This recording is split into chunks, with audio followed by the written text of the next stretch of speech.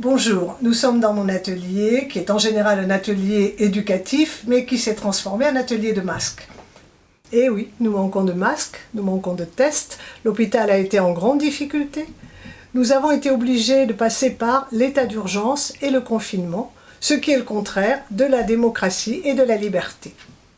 Ce confinement pose des problèmes physiques, des problèmes physiologiques. Pourquoi? Parce que les inégalités sociales augmentent, les violences intrafamiliales augmentent, les difficultés économiques augmentent, sans parler de la malbouffe et des excès de sédentarité. C'est-à-dire que quand un enfant me dit aujourd'hui j'ai mangé des beignets avec beaucoup de chocolat et j'ai passé beaucoup de temps devant des écrans, je crois qu'il faut comprendre qu'il est temps de déconfiner. Alors pas déconfiner n'importe comment, déconfiner avec des gestes barrières bien évidemment, mais aussi en apprenant à vivre avec et malgré le Covid. Je voudrais donc vous parler de quelques points. D'abord l'école.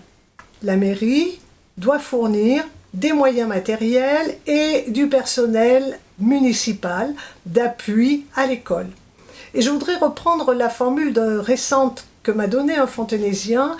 Il est urgent que les enfants retrouvent du lien social après 2 mois de confinement. Je dirais même aussi du lien éducatif. Un certain nombre d'enfants étaient décrocheurs. D'autres familles n'ont pas eu accès à un ordinateur pour les accompagnements scolaires. Autrement dit, une fracture là encore qu'il va falloir combler.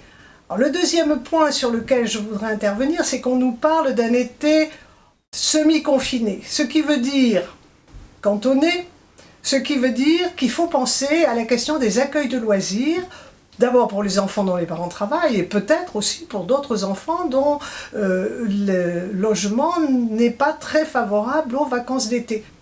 Il faudra aussi penser à la canicule, prévoir des salles d'accueil, par exemple au rez-de-chaussée de certains immeubles, à la manière des salles de convivialité dont nous portons le projet pour Fontenay.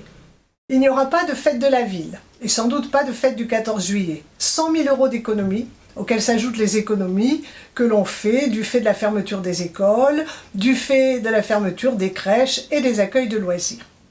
Pour redonner espoir aux Fontenaisiens et pour s'attaquer à la fracture numérique dont j'ai déjà parlé, nous proposons que la ville achète des ordinateurs portables. Un ordinateur portable, 300 €. Les logiciels sont libres, un abonnement internet pour l'année, 100 €, et des frais de suivi, 100 €.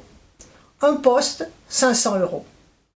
Autrement dit, pour 100 000 €, la ville pourrait acquérir l'intégralité de 200 postes, c'est-à-dire répondre à l'essentiel de la fracture numérique de notre ville. 100 000 € économisés sur la fête de la ville et la fête du 14 juillet, économisés malgré nous, servirait à nourrir 200 enfants et peut-être plus parce qu'il peut y avoir les frères et sœurs et quelques adultes. Je voudrais terminer par un proverbe d'espoir. Le meilleur moment pour planter un arbre, c'était il y a 20 ans. Le second meilleur moment, c'est aujourd'hui. Depuis 20 ans, on coupe des arbres. On coupe dans les crédits de santé, on coupe dans les crédits de l'éducation. Alors aujourd'hui, allons-y, innovons, trouvons des solutions nouvelles.